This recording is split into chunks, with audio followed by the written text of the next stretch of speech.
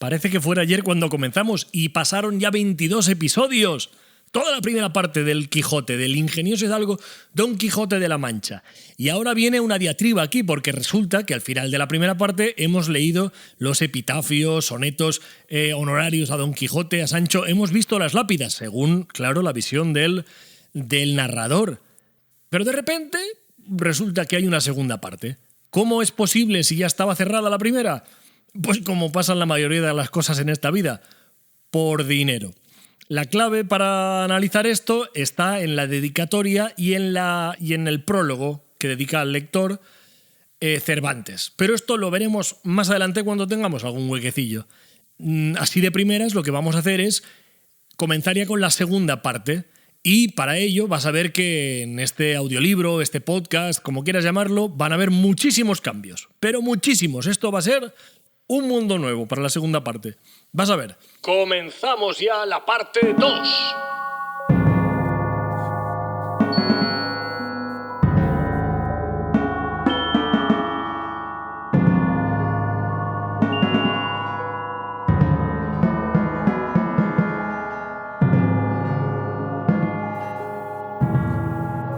El ingenioso hidalgo Don Quijote de la Mancha, segunda parte.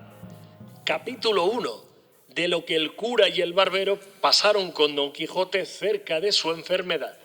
Cuenta Cide Hamete Benengeli, en la segunda parte de esta historia y tercera salida de Don Quijote, que el cura y el barbero se estuvieron casi un mes sin verle, por no renovarle y traerle a la memoria las cosas pasadas. Pero no por esto dejaron de visitar a su sobrina y a su ama, encargándolas tuviesen cuenta con regalarle, dándole a comer cosas confortativas y apropiadas para el corazón y el cerebro, de donde procedía, según buen discurso, toda su mala aventura.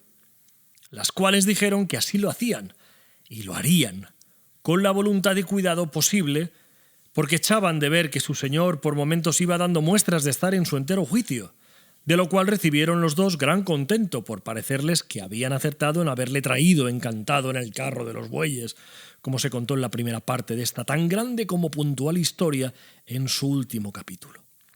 Y así determinaron de visitarle y hacerle experiencia de su mejoría, aunque tenían casi por imposible que la tuviese, y acordaron de no tocarle en ningún punto de la andante caballería por no ponerse a peligro de descoserlos de la herida que tan tiernos estaban. Visitáronle, en fin, y halláronle sentado en la cama, vestida una almilla de bayeta verde, con un bonete colorado toledano, y estaba tan seco y amojamado que no aparecía sino hecho de carne momia. Fueron de él muy bien recibidos, preguntáronle por su salud, y él dio cuenta de sí y de ella con mucho juicio y con muy elegantes palabras. Y en el discurso de su plática vinieron a tratar en esto que llaman razón de Estado y modos de gobierno, enmendando este abuso y condenando aquel, reformando una costumbre y desterrando otra, haciéndose cada uno de los tres un nuevo legislador, un licurgo moderno o un solón flamante. Ahí estaban los tres, contando batallitas y arreglando el mundo, arreglando el gobierno. Y de tal manera renovaron la república que no pareció sino que la habían puesto en una fragua y sacado otra de la que pusieron. Y habló Don Quijote con tanta discreción, con todas las materias que se tocaron, que los dos examinadores creyeron indubitablemente que estaba del todo bueno y en su entero juicio. Halláronle presentes a la plática la sobrina y ama, y no se hartaban de dar gracias a Dios de ver a su señor con tan buen entendimiento.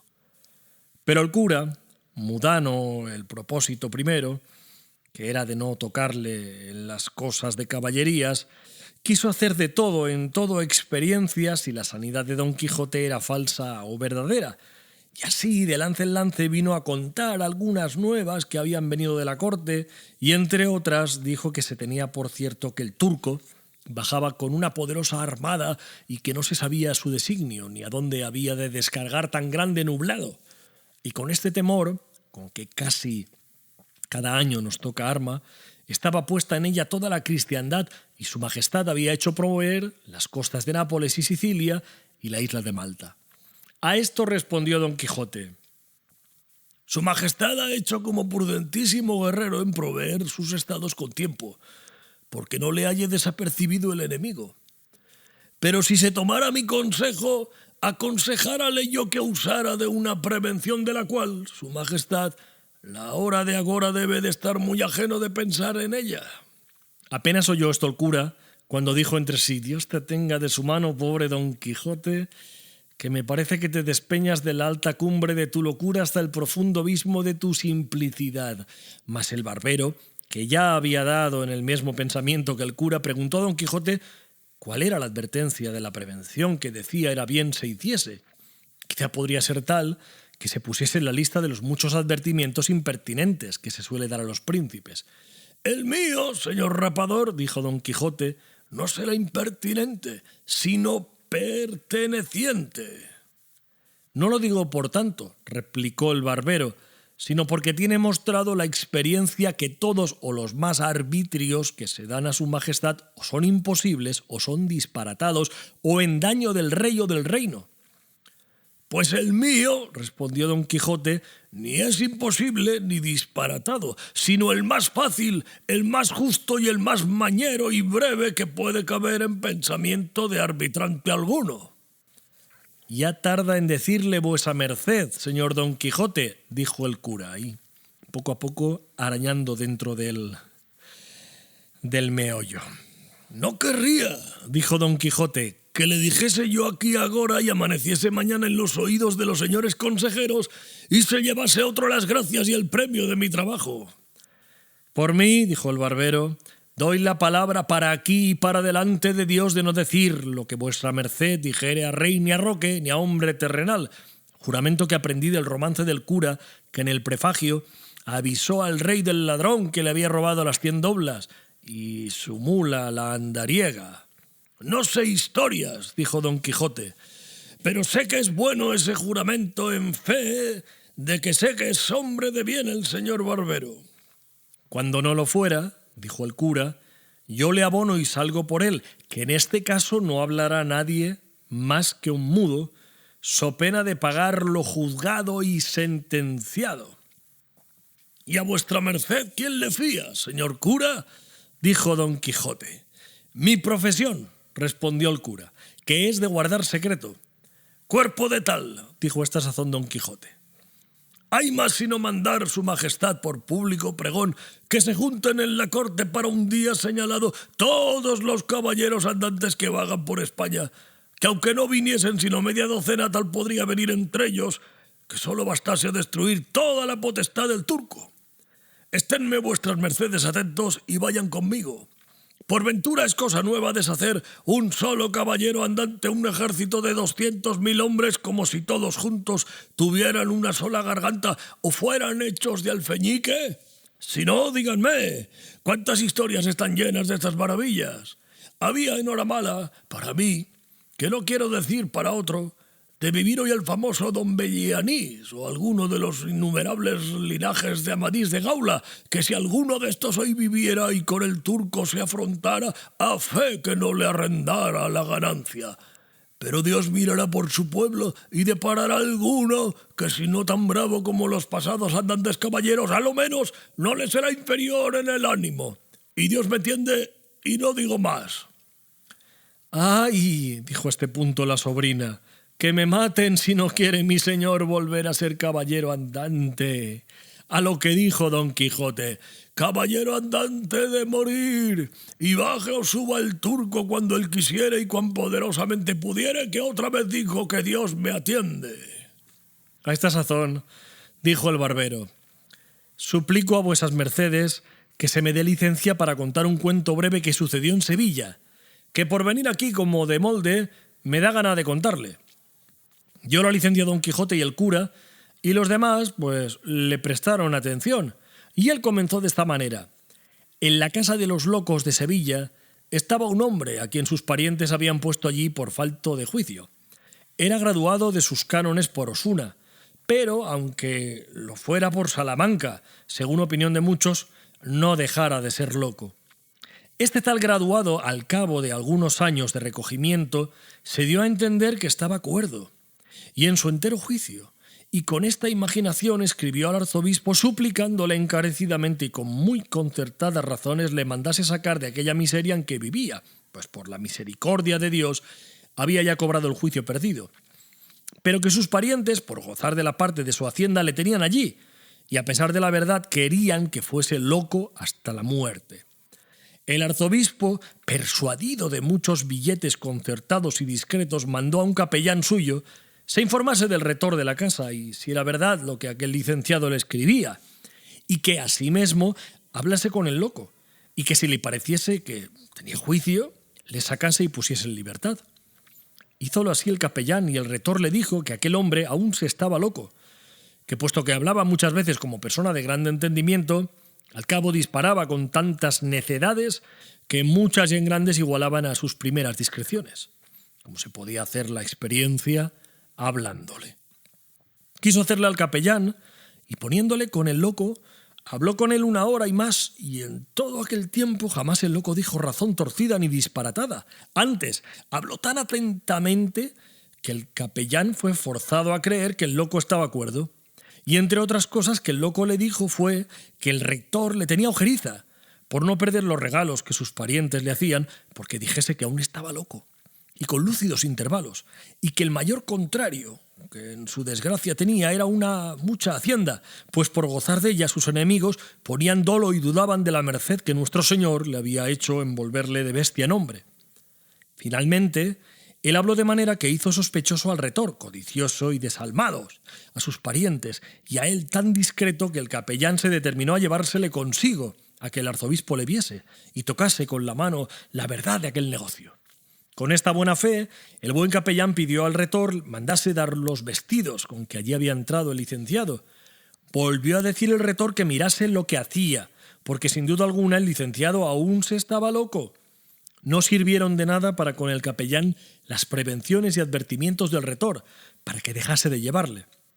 Obedeció el retor, viendo ser orden del arzobispo, pusieron al licenciado sus vestidos, que eran nuevos y decentes, y como él se vio vestido de cuerdo y desnudo de loco, suplicó al capellán que por caridad le diese licencia para ir a despedirse de sus compañeros los locos. El capellán dijo que él le quería acompañar y ver los locos que en la casa había. Subieron, en efecto, y con ellos algunos que se hallaron presentes, y llegado el licenciado a una jaula donde estaba un loco furioso, aunque entonces sosegado y quieto, le dijo: «Hermano mío, mire si me manda algo, que me voy a mi casa, que ya Dios ha servido por su infinita bondad y misericordia, sin yo merecerlo, de volverme a mi juicio.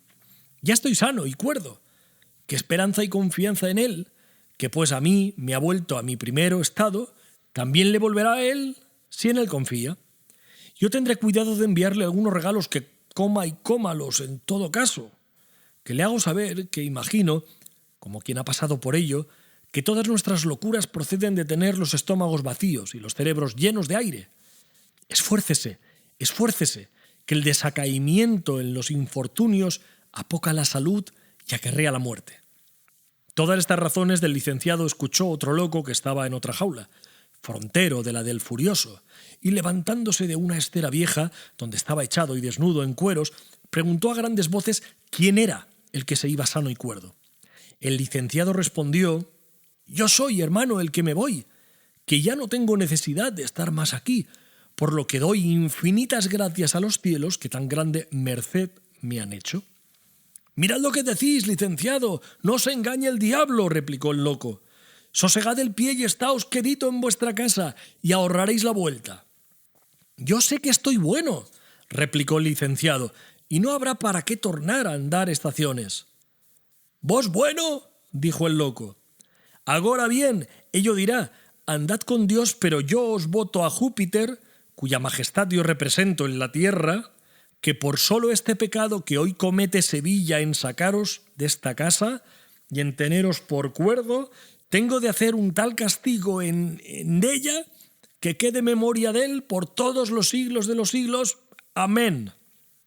¿No sabes tú, licenciadillo menguado, que lo podré hacer? Pues como digo, soy Júpiter tonante, que tengo en mis manos los rayos abrasadores con que puedo y suelo amenazar y destruir el mundo.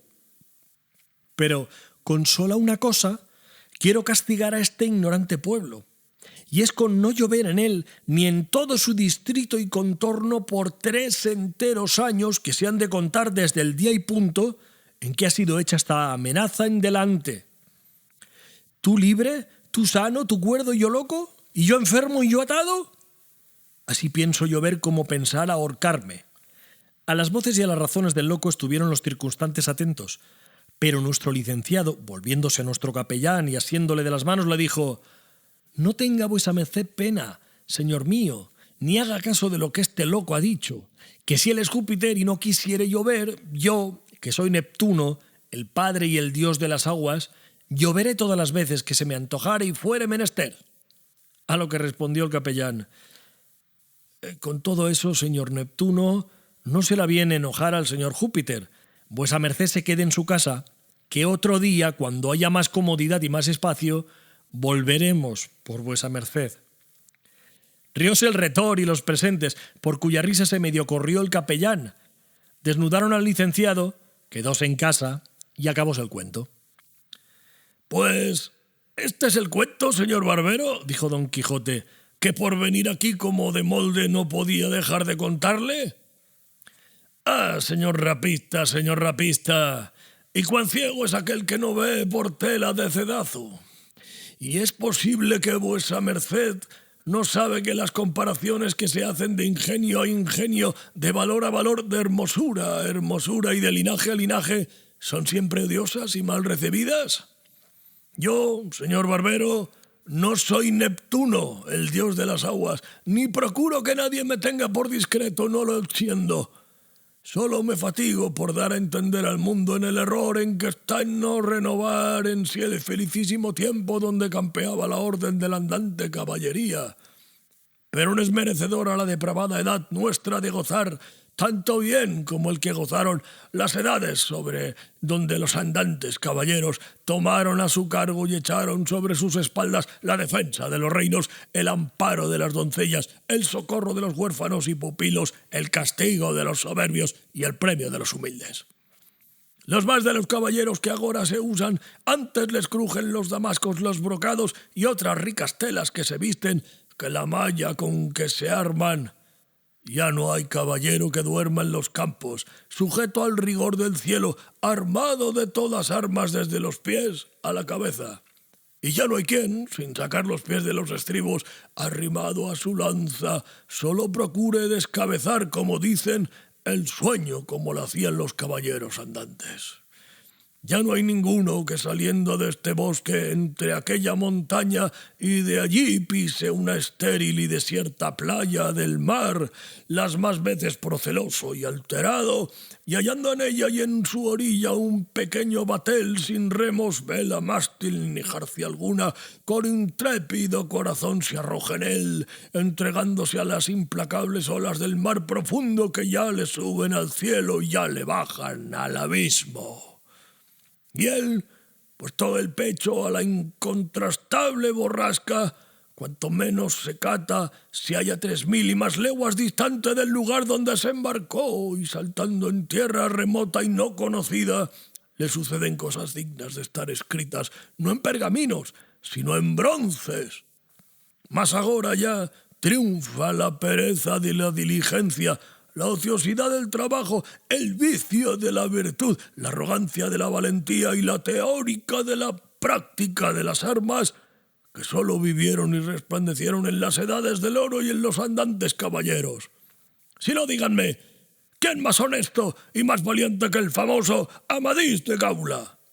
¿Quién más discreto que Palmerín de Inglaterra? ¿Quién más acomodado y manual que Tirante el Blanco? ¿Quién más galán que Lisuarte de Grecia? ¿Quién más acuchillado ni acuchillador que don Belianís? ¿Quién más intrépido que Perrión de Gaula? ¿O quién más acometedor de peligros que Félix Marte de Hircania? ¿O quién más sincero que Esplandián? ¿Quién más arrojado que don Girongilio de Tracia? ¿Quién más bravo que Rodamonte? ¿Quién más prudente que el rey sobrino? ¿Quién más atrevido que Reinaldos? ¿Quién más invencible que Roldán? ¿Y quién más gallardo y más cortés que Rugero? ¿De quien descienden hoy los duques de Ferrara, según Turpín en su cosmografía? Todos estos caballeros y otros muchos que pudiera decir, señor cura, fueron caballeros andantes, luz y gloria de la caballería. De estos, o tales como estos, quisiera yo que fueran los de mi arbitrio, que a serlo su majestad se hallara bien servido y ahorrara de mucho gasto, y el turco se quedara pelando las barbas. Y con esto me quiero quedar en mi casa, pues no me saca el capellán de ella. Y si Júpiter, como ha dicho el barbero, no lloviere, aquí estoy yo, que lloveré cuando se me antojare. Digo esto porque sepa el señor Bacía que le entiendo. En verdad, señor Don Quijote, dijo el barbero, que no lo dije por tanto, y así me ayude Dios, como fue buena mi intención, y que no debe vuestra merced sentirse. Si puedo sentirme o no, respondió Don Quijote, yo me lo sé. Es que no tiene un pelo de tonto, ¿eh? A esto dijo el cura, aun bien que yo casi no he hablado palabra hasta ahora, y no quisiera quedar con un escrúpulo que me roe y escarba la conciencia, nacido de lo que aquí el señor Don Quijote ha dicho.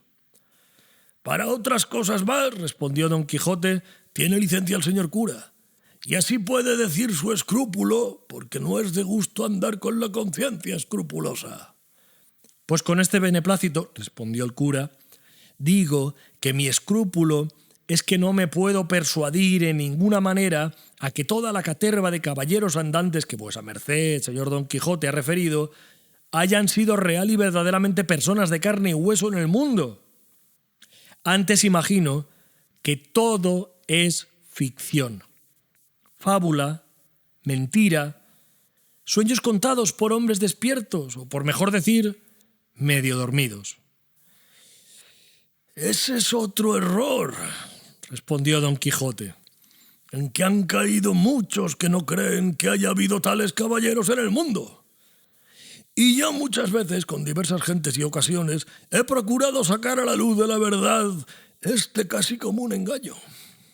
Pero algunas veces no he salido con mi intención, y otras sí, sustentándola sobre los hombros de la verdad, la cual verdad es tan cierta que estoy por decir que con mis propios ojos vi a Amadís de Gaula, que era un hombre alto de cuerpo, blanco de rostro, bien puesto de barba, aunque negra, y vista entre blanda y rigurosa, corto de razones, tardo en airarse y presto en deponer la ira. Y del modo que he delineado a Amadís, pudiera a mi parecer pintar y describir todos cuantos caballeros andantes andan en las historias en el orbe, que por la aprehensión que tengo de que fueron, como sus historias cuentan, y por las hazañas que hicieron y condiciones que tuvieron, se pueden sacar por buena filosofía sus facciones, sus colores y estaturas. ¿Qué tan grande le parece a vuesa merced, mi señor Don Quijote? Preguntó el barbero. ¿Debía de ser el gigante Morgante? En eso de gigantes, respondió Don Quijote, hay diferentes opiniones, si los ha habido o no en el mundo. Pero la Santa Escritura, que no puede faltar un átomo en la verdad, nos muestra que los tuvo contándonos la historia de aquel filisteazo de Golías, que tenía 7 codos y medio de altura, que es una desmesurada grandeza. También en la isla de Sicilia se han hallado canillas y espaldas tan grandes que su grandeza manifiesta que fueron gigantes sus dueños y tan grandes como grandes torres, que la geometría saca esta verdad de duda. Pero con todo esto no sabré decir con certidumbre qué tamaño tuviese Morgante, aunque imagino que no debió ser muy alto. Y muéveme a ser de este parecer hallar en la historia, donde se hace mención particular de sus hazañas, que muchas veces dormía debajo de techado, y pues hallaba casa donde cupiese, claro está, que no era desmesurada su grandeza. Así es, dijo el cura, el cual, gustando de oírle decir tan grandes disparates, le preguntó que qué sentía acerca de los rostros de Reinaldos de Montalbán y de don Roldán, y de los demás 12 pares de Francia, pues todos habían sido caballeros andantes. De Reinaldos, respondió Don Quijote, me atrevo a decir que era ancho de rostro, de color bermejo, los ojos bailadores y algo saltados, puntoso y colérico en demasía, amigo de ladrones y de gente perdida. De Roldán o Rotolando o Orlando, que con todos estos nombres le nombran las historias, soy de parecer y me afirmo que fue de mediana estatura, ancho de espaldas, algo estevado, moreno de rostro y barbitaeño, velloso en el cuerpo y de vista amenazadora, corto de razones, pero muy comedido y bien criado. Si no fue Roldán más gentilhombre que vuesa merced ha dicho, replicó el cura, ¿no fue maravilla que la señora Angélica la Bella le desdeñase y dejase por la gala brío y donaire que debía de tener el morillo barbiponiente a quien ella se entregó? Y anduvo discreta de adamar antes la blandura de Medoro que la aspereza de Roldán. «Esa Angélica», respondió don Quijote, «señor cura, fue una doncella distraída, andariega y algo antojadiza, y tan lleno dejó el mundo de sus impertinencias como de la fama de su hermosura. Despreció 1000 señores, 1000 valientes y 1000 discretos, y contentóse con un pajecillo barbilucio, sin otra hacienda ni nombre que el que le pudo dar de agradecido la amistad que guardó a su amigo. El gran cantor de su belleza, el famoso Ariosto, por no atreverse o por no querer cantar lo que a esta señora le sucedió después de su ruin entrego, que no debieron ser cosas demasiadamente honestas, la dejó donde dijo: «Y como del Catay recibió el cetro, quizá otro cantará con mejor plectro». Y sin duda que esto fue como profecía, que los poetas también se llaman vates, que quiere decir adivinos.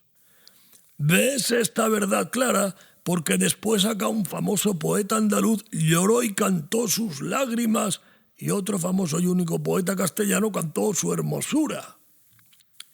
«Dígame, señor Don Quijote», dijo a esta razón el barbero, ¿no ha habido algún poeta que haya hecho alguna sátira a esta señora Angélica entre tantos como la han alabado? Hago un inciso, el barbero y el cura habían ido a no hablar de caballería, pero una vez han abierto ya, han destapado el tarro, todo, Ahora ya han dicho, como sigue estando loco, vamos a divertirnos. Se han puesto en plan Cárdenas con los frikis, otra vez. Ten amigos para esto. «Bien creo yo», respondió don Quijote, «que si Sacripante o Roldán fueran poetas, que ya me hubieran jabonado a la doncella, porque es propio y natural de los poetas desdeñados y no admitidos de sus damas, fingidas o no fingidas, en efecto, de aquellas a quien ellos escogieron por señoras de sus pensamientos, vengarse con sátiras y libelos, venganza por cierto indigna de pechos generosos. Pero hasta ahora no ha llegado a mi noticia ningún verso infamatorio contra la señora Angélica que trujo revuelto el mundo». «Milagro», dijo el cura. Y en esto oyeron que la ama y la sobrina, que ya habían dejado la conversación, daban grandes voces en el patio y acudieron todos al ruido. «¿Qué pasará?».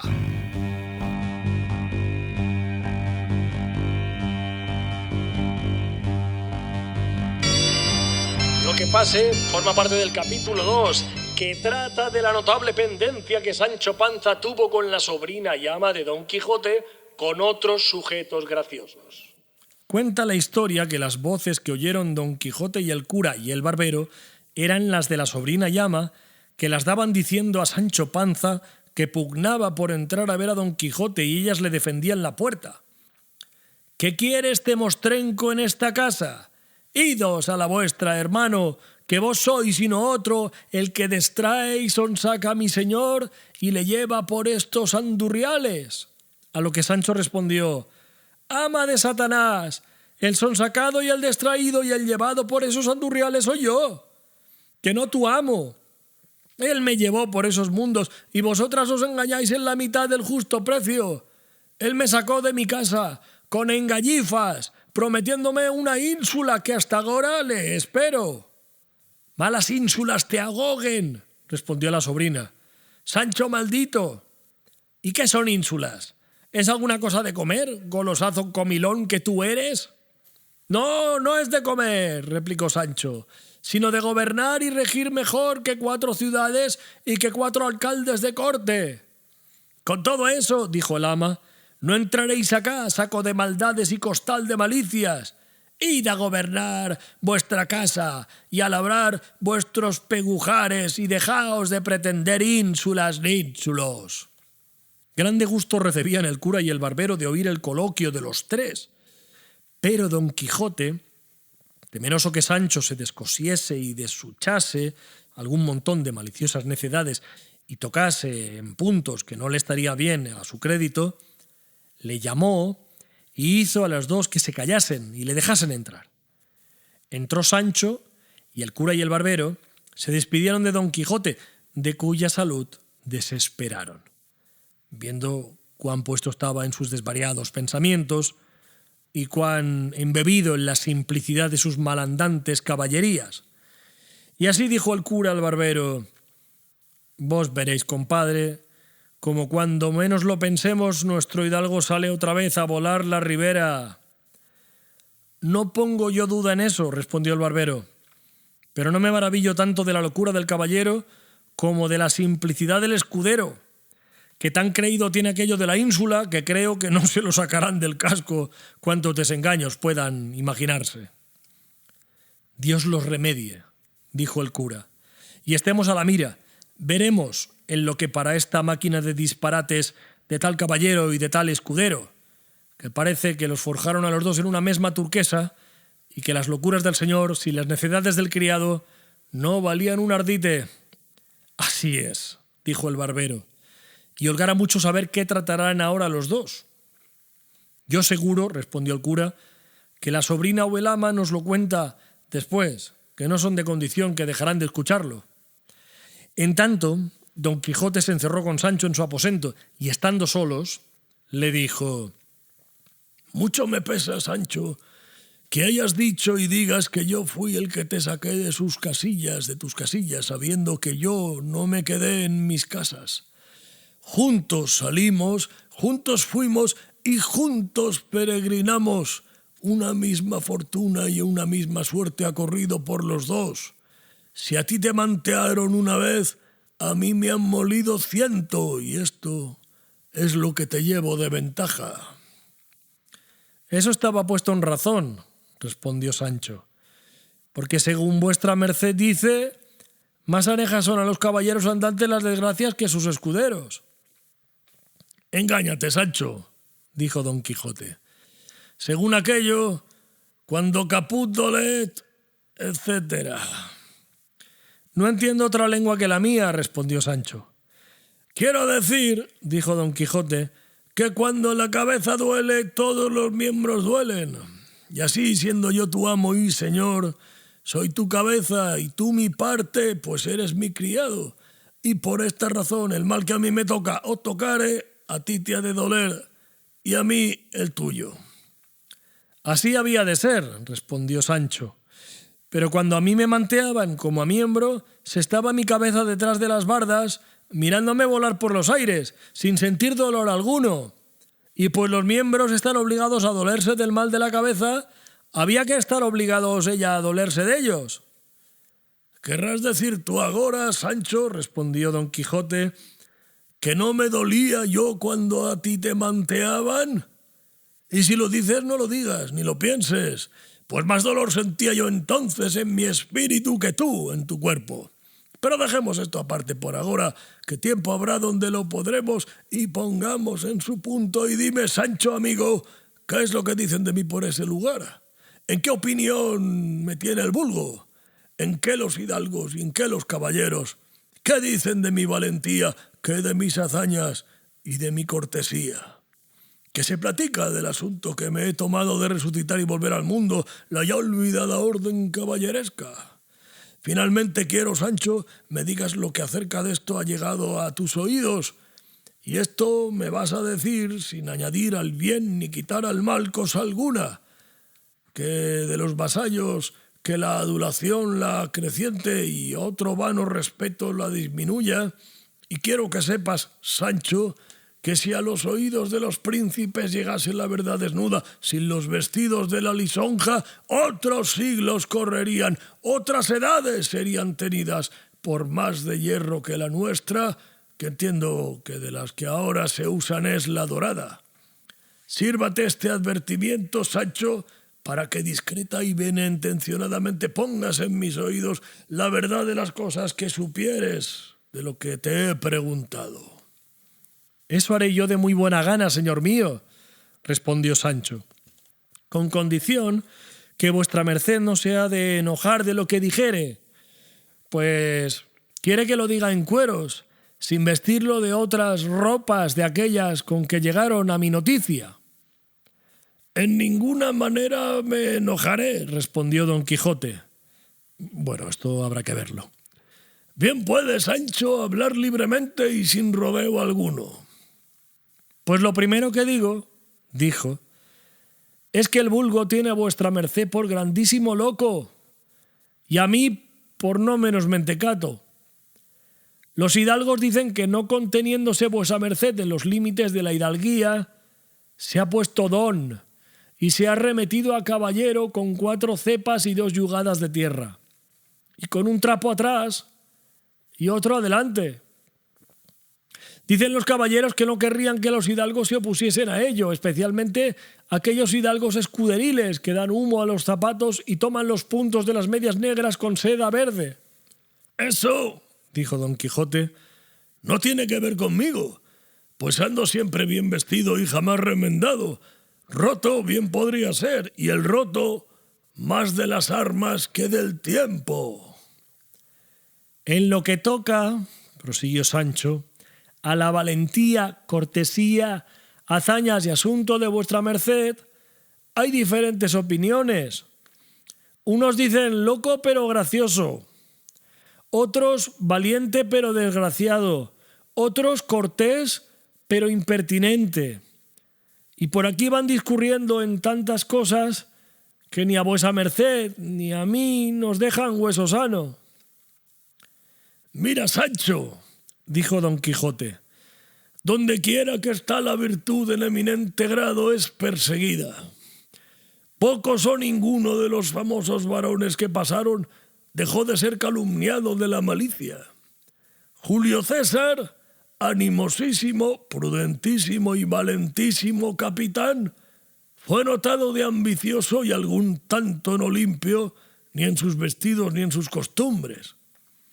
Alejandro, a quien sus hazañas le alcanzaron el renombre de magno, dicen de él que tuvo sus ciertos puntos de borracho. De ahí el coñac. De Hércules, el de los muchos trabajos, se cuenta que fue lascivo y muelle. Ñiqui, ñiqui. De don Galaor, hermano de Amadís de Gaula, se murmura que fue más que demasiadamente rijoso, y de su hermano que fue llorón. Así que, oh Sancho, entre las tantas calumnias de buenos, bien pueden pasar las mías, como no sean más de las que has dicho. Si es que el que no se consuela es porque no quiere. Ahí está el toque, cuerpo de mi padre, replicó Sancho. Pues, ¿hay más?, preguntó Don Quijote. Aún la cola falta por desollar, dijo Sancho. Lo de hasta aquí son tortas y pan pintado.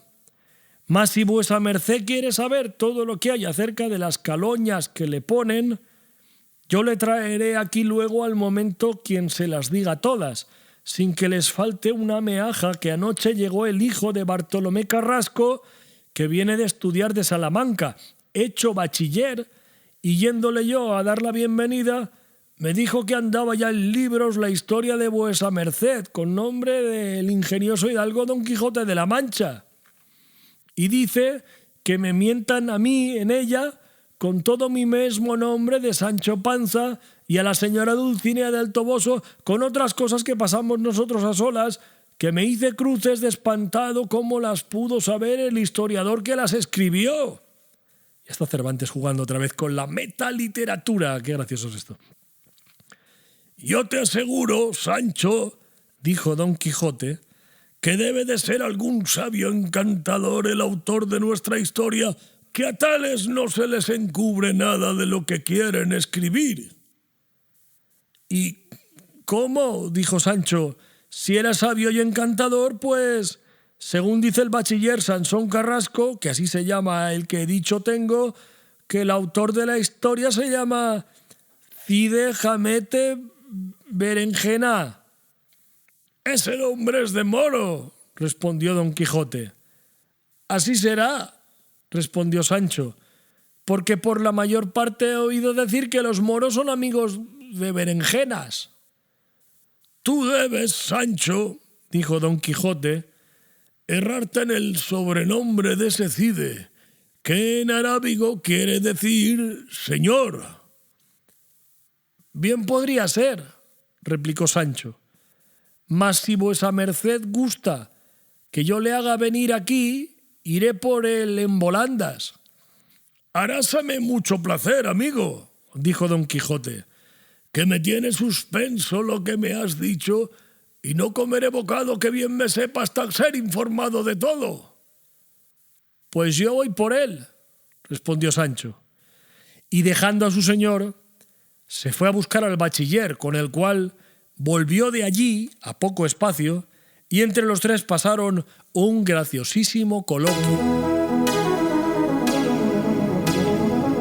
Venga, sin perder ni un segundo más, vamos al capítulo 3 del ridículo razonamiento que pasó entre Don Quijote, Sancho Panza y el bachiller Sansón Carrasco. Pensativo, además, quedó Don Quijote esperando al bachiller Carrasco, de quien esperaba oír las nuevas de sí mismo puestas en el libro, como había dicho Sancho, y no se podía persuadir a que tal historia hubiese, pues aún no estaba enjuta en la cuchilla de su espada la sangre de los enemigos que había muerto, y ya querían que anduviesen en estampa sus altas caballerías. Con todo eso, imaginó que algún sabio, o ya amigo o enemigo, por arte de encantamiento las habría dado a la estampa, si amigo, para engrandecerlas y levantarlas sobre las más señaladas de caballero andante, si enemigo, para aniquilarlas y ponerlas debajo de las más viles, que de algún vil escudero se hubiesen escrito, puesto, decía entre sí, que nunca hazañas de escuderos se escribieron, y cuando fuese verdad que la tal historia hubiese, siendo de caballero andante, por fuerza, había de ser grandilocua, alta, insigne, magnífica y verdadera. Con esto se consoló algún tanto, pero desconsolóle pensar que su autor era moro, según decía a aquello del nombre de Cide, y de los moros no se podía esperar verdad alguna, porque todos son embelecadores, falsarios y quimeristas. Bueno, esto es cosas de la época, ¿eh? En esa época se tenía mucho odio todavía a los moros, ¿eh? Temíase no hubiese tratado sus amores con alguna indecencia, que redundase en menoscabo y perjuicio de la honestidad de su señora, Dulcinea del Toboso. Deseaba que hubiese declarado su fidelidad y el decoro que siempre la había guardado, menospreciando reinas, emperatrices y doncellas de todas calidades, teniendo a raya los ímpetus de los naturales movimientos. Y así, envuelto y revuelto en estas y otras muchas imaginaciones, le hallaron Sancho y Carrasco, a quien Don Quijote recibió con mucha cortesía. Era el bachiller, aunque se llamaba Sansón, no muy grande de cuerpo, aunque muy gran socarrón, de color macilenta, pero de muy buen entendimiento. Tendría hasta 24 años, carirredondo, de nariz chata y de boca grande, señales todas de ser de condición maliciosa y amigo de donaires y de burlas, como le mostró en viendo a Don Quijote, poniéndose delante de él de rodillas, diciéndole: «Deme vuestra grandeza las manos, señor Don Quijote de la Mancha, que por el hábito de San Pedro que he visto, aunque no tengo otras órdenes que las 4 primeras, que es vuesa merced uno de los más famosos caballeros andantes que ha habido, ni aún habrá en toda la redondez de la tierra. Bien haya Cide Hamete Benengeli, que la historia de vuestras grandezas dejó escrita, y rebién haya el curioso que tuvo cuidado de hacerlas traducir de arábigo en nuestro vulgar castellano para universal entretenimiento de las gentes». Hízole levantar Don Quijote y dijo: «De esa manera, ¿verdad es que hay historia mía y que fue moro y sabio el que la compuso?» «Es tan verdad, señor», dijo Sansón, que tengo para mí que el día de hoy están impresos más de 12.000 libros de la tal historia, si no, dígalo, Portugal, Barcelona y Valencia, donde se han impreso, y aún hay fama que se está imprimiendo en Amberes, y a mí se me traduce que no ha de haber nación ni lengua donde no se traduzca». «Una de las cosas», dijo a esta razón Don Quijote, «que más debe de dar contento a un hombre virtuoso y eminente es verse viviendo andar con buen nombre por las lenguas de las gentes, impreso y en estampa.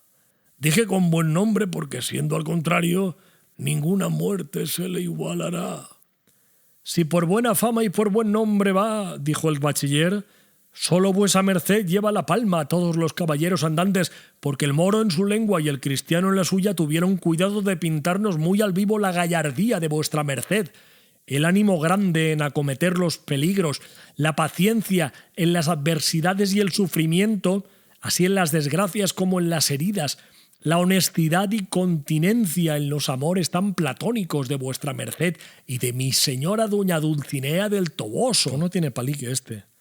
Nunca, dijo Sancho Panza, he oído llamar con don a mi señora Dulcinea, sino solamente la señora Dulcinea del Toboso. Y ya en esto anda errada la historia. No es objeción de importancia esa, respondió Carrasco. No, por cierto, respondió don Quijote. Pero dígame vuesa merced, señor bachiller, ¿qué hazañas mías son las que más se ponderan en esa historia? En eso, respondió el bachiller, hay diferentes opiniones como hay diferentes gustos. Uno se atiene a la aventura de los molinos de viento, que a vuestra merced le parecieron briareros y gigantes, otros a la de los batanes, este a la descripción de los dos ejércitos, que después parecieron ser dos manadas de carneros. Aquel encarece la del muerto que llevaban a enterrar a Segovia. Uno dice que a todas se aventaja la de la libertad de los galeotes, otro que ninguna igualada a la de los grandes gigantes benitos con la pendencia del valeroso vizcaíno. Acaba de resumirnos el libro, prácticamente. Dígame, señor bachiller, dijo a esta sazón Sancho, ¿entra ahí la aventura de los yangüeses cuando a nuestro buen Rocinante se le antojó pedir cotufas en el golfo? No se le quedó nada, respondió Sansón, al sabio en el tintero. Todo lo dice y todo lo apunta, hasta lo de las cabriolas que el buen Sancho hizo en la manta. En la manta no hice yo cabriolas, respondió Sancho. En el aire sí, y aún más de las que yo quisiera. A lo que yo imagino, dijo don Quijote, no hay historia humana en el mundo que no tenga sus altibajos, especialmente las que tratan de caballerías, las cuales nunca pueden estar llenas de prósperos sucesos. Con todo eso, respondió el bachiller, dicen algunos que han leído la historia que si holgaran se les hubiera olvidado a los autores de ella algunos de los infinitos palos que en diferentes encuentros dieron al señor Don Quijote. Ahí entra la verdad de la historia, dijo Sancho. También pudieran callarlos por equidad, dijo Don Quijote, pues las acciones que ni mudan ni alteran la verdad de la historia no hay para qué escribirlas si han de redundar en menosprecio del señor de la historia. A fe que no fue tan piadoso Eneas como Virgilio le pinta, ni tan prudente Ulises como le describe Homero. Así es, replicó Sansón, pero uno es escribir como poeta y otro como historiador. El poeta puede contar o cantar las cosas no como fueron, sino como debían ser. Y el historiador las ha de escribir no como debían ser, sino como fueron, sin añadir ni quitar a la verdad cosa alguna. Pues si es que se anda a decir verdades ese señor moro, dijo Sancho, a buen seguro que entre los palos de mi señor le hallen los míos, porque nunca a su merced le tomaron la medida de las espaldas que no me la tomasen a mí del todo el cuerpo. Pero no hay de qué maravillarme, pues como dice el mismo señor mío, del dolor de la cabeza han de participar los miembros. Socarrón soy, Sancho, respondió don Quijote. A fe que nos falta memoria cuando vos queréis tenerla. Cuando yo quisiese olvidarme de los garrotazos que me han dado, dijo Sancho, no lo consentirán los cardenales, que aún se están frescos en las costillas. Callad, Sancho, dijo don Quijote, y no interrumpáis al señor bachiller, a quien suplico pase adelante en decirme lo que se dice de mí en la referida historia. ¿Y de mí? Dijo Sancho, que también dicen que soy yo uno de los principales personajes de ella. Personajes, que no personajes, Sancho, amigo, dijo Sansón. Pues ándeseme a eso y no acabaremos en toda la vida. Málamelas de Dios, Sancho, respondió el bachiller. Si no sois vos la segunda persona de la historia, y que hay tal que precia más oíros hablar a vos, que al más pintado de toda ella, puesto que también hay quien diga que anduviste demasiadamente de crédulo en creer que podía ser verdad el gobierno de aquella ínsula ofrecida por el señor Don Quijote que está presente. Aún hay sol en las bardas, dijo Don Quijote, Y mientras más fuere entrando en edad Sancho, con la experiencia que dan los años, estará más idóneo y más hábil para ser gobernador que no está agora. Por Dios, señor, dijo Sancho, la isla que yo no gobernase con los años que tengo no la gobernaré con los años de Matusalén. El daño está en que la dicha ínsula se entretiene no sé dónde, y no en faltarme a mí, el caletre, para gobernarla. Encomendando a Dios, Sancho, dijo Don Quijote, que todo se hará bien y quizá mejor de lo que vos pensáis, que no se mueve la hoja en el árbol sin la voluntad de Dios. Así es verdad, dijo Sansón, que si Dios quiere no le faltarán a Sancho 1000 islas que gobernar, cuanto más una. Gobernadores he visto por ahí, dijo Sancho, que a mi parecer no llegan a la suela de mi zapato y con todo eso los llaman señoría y se sirven con plata. Esos no son gobernadores de ínsula, replicó Sansón, sino de otros gobiernos más manuales que los que gobiernan ínsulas, por lo menos, han de saber gramática. Con la grama bien me avendría yo, dijo Sancho, pero con la tica ni me tiro ni me pago porque no la entiendo. Pero dejando esto del gobierno en las manos de Dios, que me eche a las partes infinitamente, me ha dado gusto que el autor de la historia haya hablado de mí de manera que no enfadan las cosas que de mí se cuentan. Que a fe de buen escudero, que si hubiera dicho de mí cosas que no fueran muy de cristiano viejo como soy, que nos habían de oír los sordos. Eso fuera hacer milagros, respondió Sansón. ¿Milagros o no milagros?, dijo Sancho. Cada uno mire cómo habla o cómo escribe de las personas y no ponga a trochemoche lo primero que le viene al magín.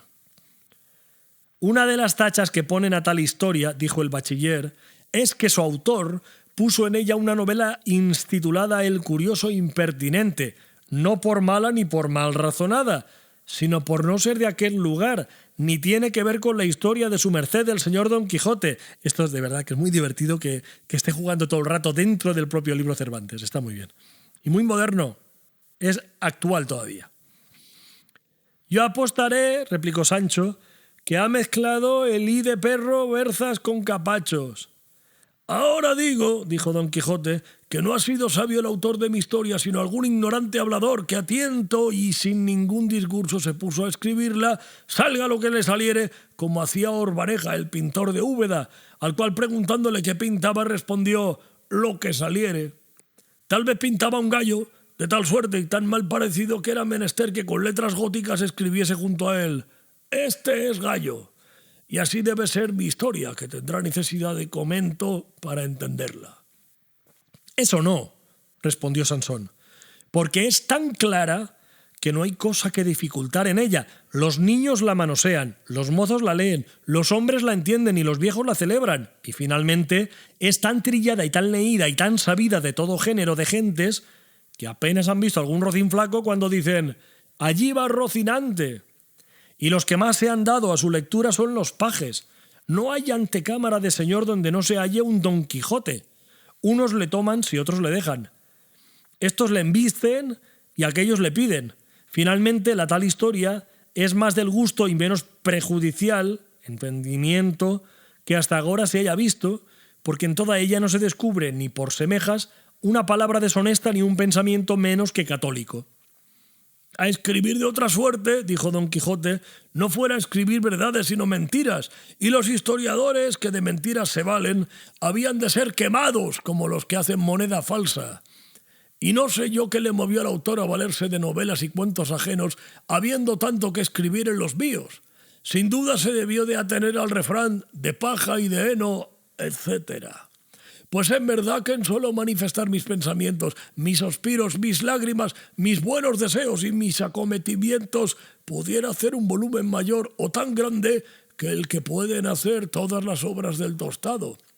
En efecto, lo que yo alcanzo, señor bachiller, es que para componer historias y libros de cualquier suerte que sean, es menester un gran juicio y un maduro entendimiento. Decir gracias y escribir donaires es de grandes ingenios. La más discreta figura de la comedia es la del bobo, porque no la ha de ser que se quiere dar a entender que es simple. La historia es como cosa sagrada, porque ha de ser verdadera y donde está la verdad está Dios. en cuanto a verdad, pero no obstante esto hay algunos que así componen y arrojan libros de sí como si fuesen buñuelos. No hay libro tan malo, dijo el bachiller, que no tenga algo bueno. No hay duda en eso, replicó Don Quijote, pero muchas veces acontece que los que tenían méritamente granjeada y alcanzada gran fama por sus escritos, en dándolos a la estampa la perdieron del todo o la menoscabaron en algo. La causa de eso es, dijo Sansón, que como las obras impresas se miran despacio, fácilmente se ven sus faltas y tanto más escudriñan cuanto es mayor la fama del que las compuso. Los hombres famosos por sus ingenios, los grandes poetas, los ilustres historiadores siempre, o las más veces, son envidiados de aquellos que tienen por gusto y por particular entretenimiento juzgar los escritos ajenos sin haber dado algunos propios a la luz del mundo. Eso no es de maravillar, dijo Don Quijote, porque muchos teólogos hay que no son buenos para el púlpito y son buenísimos para conocer las faltas o sobras de los que predican. Todo esto es así, señor Don Quijote, dijo Carrasco, pero quisiera yo que los tales censuradores fueran más misericordiosos y menos escrupulosos sin atenerse a los átomos del sol clarísimo de la obra de que murmuran, que si aliquando bonus dormitat Homerus consideren lo mucho que estuvo despierto por dar a luz de su obra, con la menos sombra que pudiese. Y quizá podría ser que lo que a ellos les parece mal fuesen lunares que a las veces acrecientan la hermosura del rostro que los tiene.